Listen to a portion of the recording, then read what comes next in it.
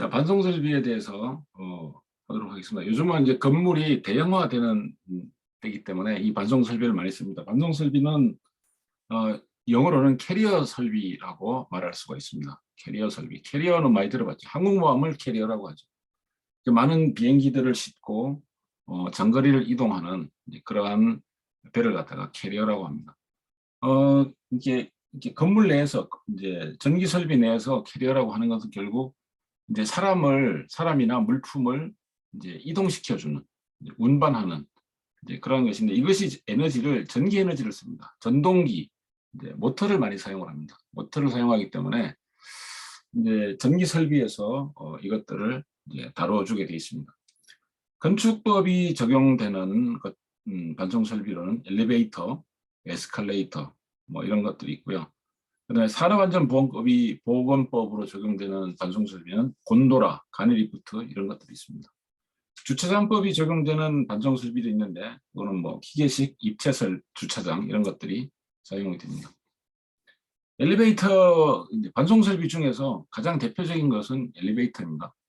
엘리베이터는 전동력을 사용을 해서 전기 에너지를 이용을 해서 층수가 아주 많은 높은 건물, 층수가 많으면 이제 높이가 높아지겠죠. 그래서 높은 건물의 수직 방향으로 사람이나 화물을 안전하게 운송하는 그러한 반송 설비가 엘리베이터입니다. 그러니까 그 레일이고, 레일을 따라서 움직이고, 그 레일을 따라 움직이면서 사람이나 물품을 이제 싣는 부분을 카라고 하는 거죠. 또는 뭐 승강기 뭐 이렇게 부르기도 합니다. 엘리베이터에는 이제 화물 전용으로 싣는 것도 있지만, 또 사람 타는 경우가 뭐 굉장히 많기 때문에 안전에 관해서 신경을 많이 써야 되는 그런 반송 설비가 되겠습니다. 엘리베이터의 구조는, 대표적인 우리 반송 설비인 엘리베이터의 구조는 구동 방식에 따라서 로프식하고 유압식으로 구분하고, 대부분의 엘리베이터는 이제 로프식입니다. 로프식은 와이어 로프를 사용을 하는 거죠. 와이어 로프를 사용을 하고, 균형추가 달려 있고요. 실제로 여기 사람이 타거나 물건을 싣는 것은 여기에 있는 거죠. 이렇게. 유압식은 이제 유압 실린더를 이용을 해서 유압 실린더와 직접 승강기를 연결하는 것을 직결식 유압식 엘리베이터라고 하고, 와이어를 이렇게 같이 연결해서 실린더하고 와이어를 연결하고 그러면 유압식이긴 한데 이제 간접식이다 이렇게 부릅니다. 로프식 엘리베이터는 이제 케이지하고 균형추를 로프로 달아내리고 두레박축으로 권상기는 전동기의 회전 운동을 로프에다 전달하는 게 권상기입니다. 권상기의 풀리에다가 걸고 그 풀기가 돌아가면서 로프가 미끄러지지 않습니다. 미끄러지지 않고 권상기 그 풀리하고 딱 붙어서 이렇게 돌아가기 때문에 케이지가 이렇게 올라올 수 있고, 그 카가 이렇게 올라올 수도 하고 내려가기도 하는 이런 방식을 가지고 있습니다. 권상기는 전동기의 축이 보여주는 그 회전 운동 에너지를 이제 로프에 전달하는 것을 갖다가 권상기라고 합니다. 기어가 있으면 기어드 방식, 기어가 없으면 기어리스 방식 그렇게 부릅니다. 전동기는 이제 그 모터죠, 모터고 그 엘리베이터의 이제 수직 운동, 상하 운동을 돕는 그러한 에너지를 제공하는 것이 전동기입니다. 가동 빈도를 중저속형은 보통 180회 정도, 시간당 180회 정도. 그 다음에 고속 엘리베이터는 가동 시간당 300회까지도 요구를 합니다. 요즘은 이제 고속 엘리베이터가 많이 사용이 되고 있죠. 전동기의 필요 회전력은 플러스 100에서 마이너스 70% 이상이어야 되고, 역구동하는 경우도 있습니다.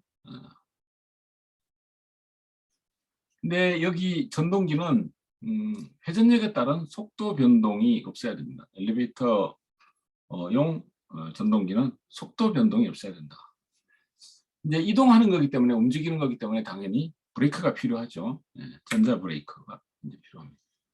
자, 안전에서 가장 중요한 것은 엘리베이터에서 로프가 되겠습니다. 로프. 여기서 말하는 거는 끈으로 된 그런 로프를 말하는 게 아니고요. 노끈으로 된 그런 로프를 생각하면 안 되고, 이거는 권상기의 어떤 그 회전 운동을 이제 카에 전달하는 가장 중요한 거죠. 이거 철선으로 되었습니다. 철선 19가닥을 한 조로 묶어서 그런 게 이제 8조. 그죠? 그래서 강도가 크고 또 아주 안 끊어지는, 그죠? 그런 좋은 탄소광을 19개 선을 한 조로 해가지고 8조 또는 6조의 손을 이용을 해서 합니다. 로프의 끝단 처리는 이제 소켓팅을 해서 빠지지 않도록 이렇게 하고요. 로프의 교체 시기는 보통 3년에서 5년 이내에 교체를 해줘야 됩니다.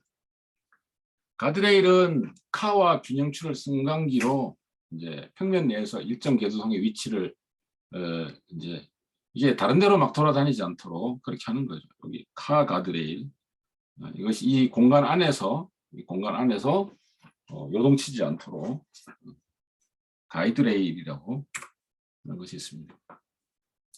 비상정지 장치가 있습니다. 로프식 엘리베이터는 만약에 무슨 문제가 발생했을 때 비상정지 장치를 갖도록, 로프가 그래서 막 갑자기 떨어지거나 뭐 고장 뭐 이런 것이 있을 때는 규정 속도 이상으로 하강할 때 사용하도록 비상정지 장치가 있습니다. 조속기는 이제 카와 같은 속도로 움직이는 조속기 로프로 회전되는 겁니다. 카의 속도를 검출하는 그런 장치인데, 그래서 전격 속도의 1.3배 이하의, 그죠? 그래서 전원을 차단하고 전자 브레이크를 속도에서 이상이 있으면 전자 브레이크를 작동시키는 그런 역할을 합니다.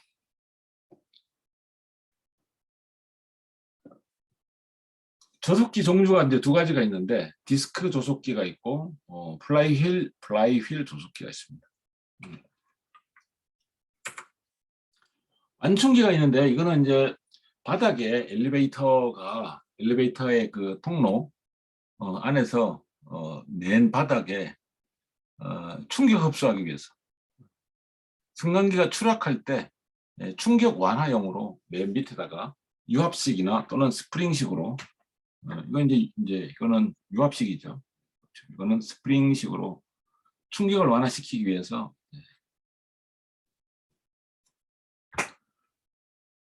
그래서 엘리베이터가 떨어질 때는 1차로 비상정지 장치가 작동되고 2차로 이 완충기가 작동해서 엘리베이터 추락 때의 안전을 이제 보장하는 그런 역할을 합니다. 균형추, 균형추. 레일을 따라서 이동되고 보통 주철이나 콘크리트로 제작이 됩니다. 균형추가 로프식 또는 이 엘리베이터에는 달려 있습니다. 여기는 균형추.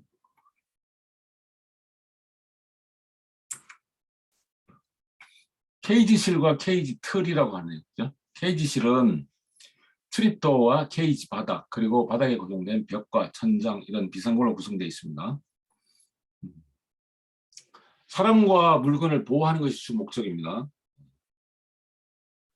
케이지 틀은 카 바닥 하부에 있는 2개의 기둥이 하중을 지탱하고, 상부빔은 카의 하중을 로프에 전달하는 그런 기능을 가진 것이 여기 케이지 틀.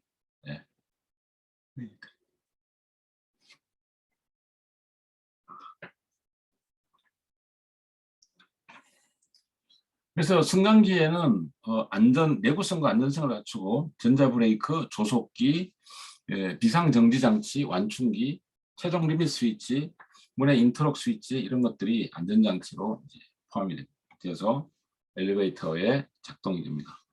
제어장치 이런 것들은 마이크로 컴퓨터를 내장한 것도 나옵니다. 요즘은 전자제어장치에는 수전반, 제어반, 신호반, 플레어 컨트롤 이런 것들이 있습니다.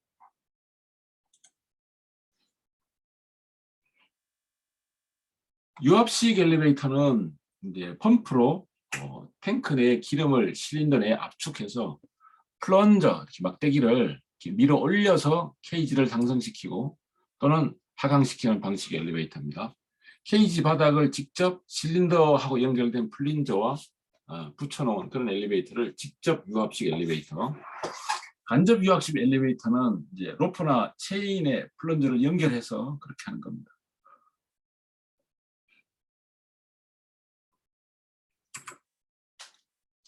엘리베이터의 이제 뭐 분류는 뭐 승객용, 화물용, 또 뭐 사람과 또 화물 공용, 사람과 화물 공용 있고, 병원용 그다음에 있고요. 자동차용, 자동차만 이렇게 전용으로 올리는, 그다음에 비상용 엘리베이터, 그다음에 전망용 엘리베이터 이런 것들로 나눕니다. 용도에 따라서 이렇게 부르고요. 속도에 따라서는 저속, 중속, 고속, 초고속 엘리베이터. 이런 것도 그냥 보시면 돼요. 이거 뭐 매분 분당 45m 이하 속도를 갖는 거는 저속이다. 분당 60에서 100m 속도를 가지는 것은 중속이다. 이런 거는 뭐 이렇게 외우지 않아도 맞습니다. 엘리베이터 구동 방식에 대해서 교류 엘리베이터가 있고 직류 엘리베이터가 있습니다. 1단 속도 제어 방식, 2단 속도 제어 방식, 괴한 제어 방식의 교류 엘리베이터가 있고 직류 엘리베이터도 있습니다. 직류 엘리베이터가 이제 속도를 광범위하게 조절할 수 있는, 그다음에 승강 기분이 좋고 오차가 적다. 근데 비쌉니다. 인버터 제어 방식의 엘리베이터도 있습니다. 그래서 엘리베이터를 선택할 때는 건물의 규모나 사용 목적에 따라서 비용, 면적 이런 것들을 고려해서 적재량, 그다음에 속도, 설치 대수 이런 것들을 선택을 해야 됩니다. 설치 대수를 어떻게 해야 될 거냐? 예상되는 교통 수요에 부족이 없이 수송 능력을 산정을 해야 됩니다. 그래서 P는 5분간 수송 인원 수를 나눠야 됩니다. 그래서 저걸 갖다가 이제 정원, 평균 일주 시간 분의 정원으로 60 곱하기 5 곱하기 0.8 해가지고 그거를 다시 피크 때 5분간 수송 인원 수와 피크 때 이용률,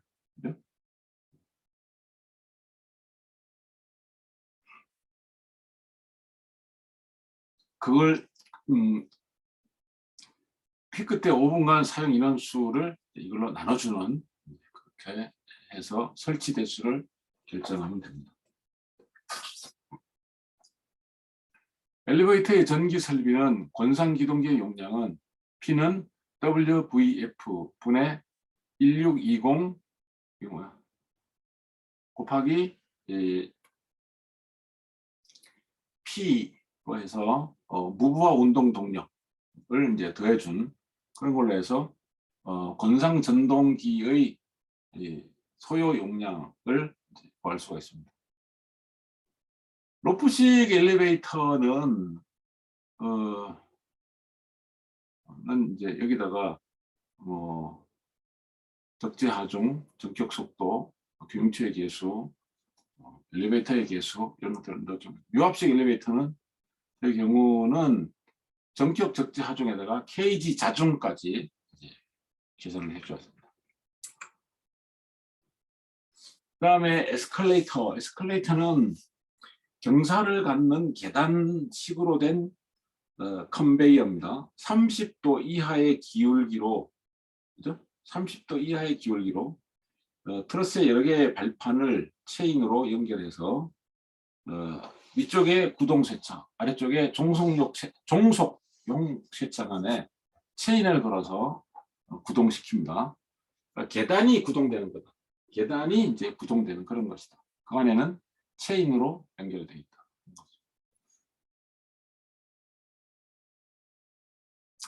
에스컬레이터는 시간당 수송 능력이 많아요. 5,000에서 8,000명까지 시간당 할 수가 있고, 엘리베이터는 500에서 800인 정도입니다. 그래서 에스컬레이터는 짧은 거리 대량 수송에 적당하고 엘리베이터는 장거리 고속 수송에 적당합니다. 에스컬레이터는 대기 시간이 없고요.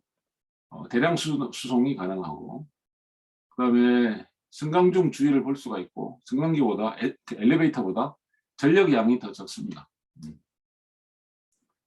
엘리베이터는 이제 장애물이 충돌하거나 건물에 끼지 않도록 해야지 되고, 이제 경사가 30도 이하로 되고, 그다음에 이제 난간을 이렇게 설치를 하고요. 난간을 잘 설치를 해서 사람들이 이제 추락하지 않도록.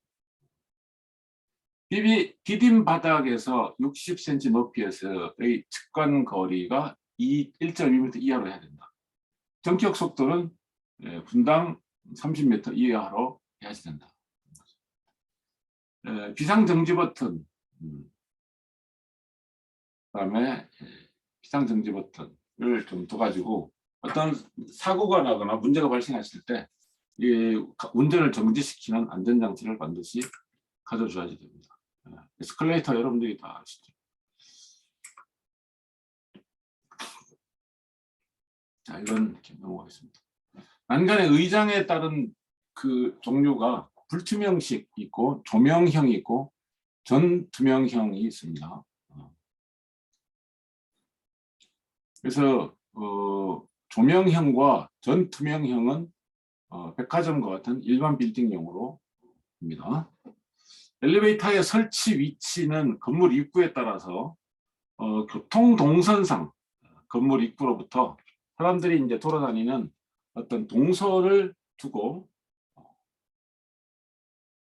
갈아타기 편하고 또 연속된 어떤 흐름이 이렇게 잘 이어지도록 이렇게 움직이는 동선에서 흐름이 잘 이어지도록 그렇게 해야지 됩니다. 여기 단열 접속형, 단열 겹침형, 교차 접속형, 복수 접속형은 이제 그림을 참고해 주시기 바랍니다. 에스컬레이터 설치할 때 고려되어야 할 사항은 지지보나 기둥 등의 하중이 균등하게 걸리는 위치에다가 설치할 수 있도록 해야 되고요. 주행거리를 가능한 짧게 해줘야 되고, 사람의 이동 흐름을 중심으로 에스컬레이터를 설치하고 배치를 해야 됩니다. 에스컬레이터의 단면적을 좀 적게 해야 되고, 승객의 시야가 넓게 해줘야 됩니다. 안전장치도 고려해야 되는데, 에스컬레이터는 바닥을 관통해서 설치하고 이동하는 승객의 안전을 위해 이제 도모를 해야 됩니다. 에스컬레이터 주변에 이제 안전시설은 삼각부 가드판, 이 가드판이라고 합니다. 가드판이라는 걸 써야 됩니다. 그 다음에 이게 올라가다가 여기 이제 목이 끼면 안 되잖아요. 목이 끼어서 이렇게 올라가는 사람이나 신체 일부나 이런 저기에 타고 쭉 올라가면 여기 이 부분에 가서 이제 끼게 되겠죠. 굉장히 위험하죠. 그다음에 이제 추락하지 않도록 해줘. 낙하 방지망 이런 것들을 해줘야 됩니다. 에스컬레이터의 대수 산정하는 법은 19곱하기 2층 이상 유효 바닥 면적을 1시간 수송 간격으로 나눠주면 에스컬레이터의 대수를 산정할 수가 있습니다. 전동 도메이터는 사람은 타지 않고 이제 호텔이나 레스토랑, 병원 같은 데서 소규모 창고에서 음식물, 작은 화물 이런 것들을 운반용으로 하는, 이것도 엘리베이터랑 거의 같습니다.